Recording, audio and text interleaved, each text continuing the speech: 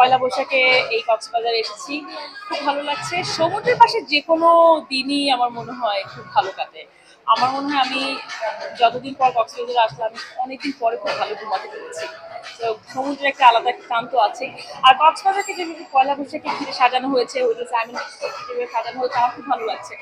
আর সবকিছুর আয়োজন যেরকম আছে, সকালবেলা হোটেলে নেমে দেখলাম যে বাউল গানগুলা, তারপরে আমাদের ব্রেকফাস্টের সময় পান্তা ভাত, ইলিশ মাছ, সব যেগুলো ছিল সবকিছু মিলেই ভালো লেগেছে। আর আমরা চাই যে যে অবস্থায় যাই হোক না কেন, যে আমাদের যে সংস্কৃতি পয়লা বৈশাখ, ঈদ, আবার বিজয় দিবস, যেগুলো আমরা আসলে পালন করে থাকি, সেগুলো যেন এরকম করেই থাকুক।